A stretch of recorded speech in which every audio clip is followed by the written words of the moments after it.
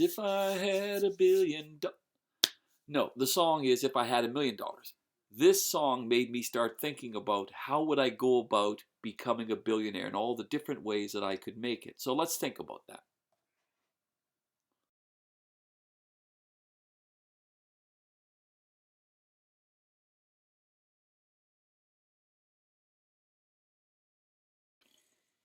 You can steal it. You can rob banks. So you want to rob banks and you want to get $1 billion.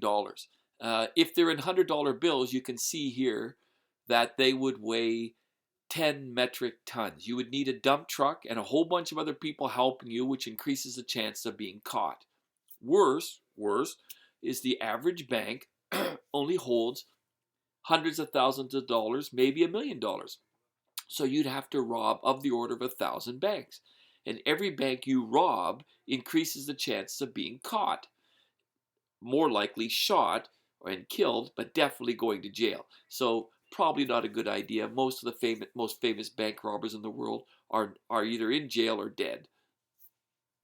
If you're good with computers, you might be able to hack into these things, and then you can draw some serious bucks out. Here you can see three of the biggest hacks done to the banking world.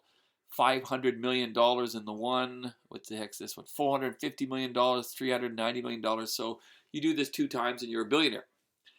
Yeah, okay. A lot of people would be out there to look for you. I got to tell you right now, they'd be hot on your tail and eventually they'd find you. But $500 million is a lot of money to take in a single hack.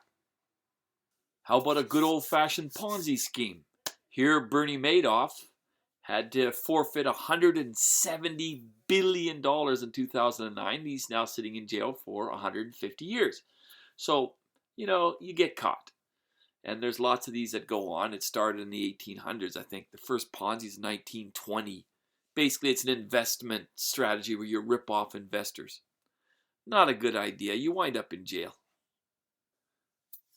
Okay, you want to become a billionaire. How about trying to be a dictator? First, you got to be able to get into the position to be one. But here, Muammar Gaddafi's worth $75 billion. Oh yeah, that's right. He's dead.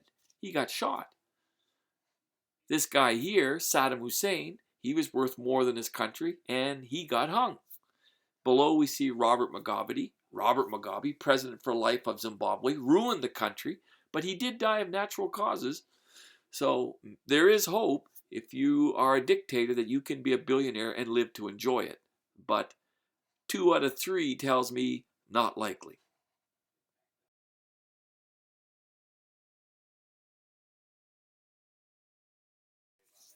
So you want to rob $1 billion. I'm telling you right now, it requires more people, more planning, and most importantly, the odds of getting caught increase exponentially the more people you and the more complex your problems become. Someone once told me he had met a hitman for a motorcycle gang or something like this. And the guy told him straight, they were sitting in prison together like these two here. And the guy told him that if any aspect of your plan doesn't work, just walk away. Immediately walk away. Because it basically will not work. Don't force it. And that was advice given from one con to another con. I don't know if it helped anybody. Anyways, that's an aside. But no, robbing banks ain't going to work. It just ain't going to work. Now, and the Ponzi schemes, yeah, you got to be pretty charismatic for that. It takes a certain type of character, and it takes a bit of money too, because you got to be able to flash money to make money, to convince people to do stuff. So, yeah, that's difficult as well. And any person who dreams of becoming a dictator, well, good for you. And your life is probably not going to be very long, but pretty interesting likely. So no, and I can say with some experience, crime does not pay because I come from a large family of 12 boys and 2 girls.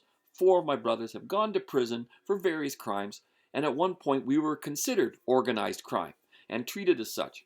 Even accused in my second year undergrad during midterms, we were accused of an armed robbery of a jewelry store, and they sent in the SWAT team or whatever they call the thing. They weren't able to open the door though. They weren't able to kick in the door because unfortunately we propped a 2x4 up against it because the door didn't work, so you had to reach through a broken window, remove the 2x4, turn the knob from the inside, open the door like that. And the police, of course, didn't know this, and they weren't able to kick in the door. Quite embarrassing for them, really. But in the end, we didn't do anything, and I can assure you we did not. We did do other things, and I won't mention them because there's no statute of limitations in Canada, and I ain't putting family and friends in jail, or myself for that matter, by saying things. Crime does not pay. It just doesn't. The GERA Foundation will produce more videos like this. Please like, share, or subscribe if you enjoyed this video.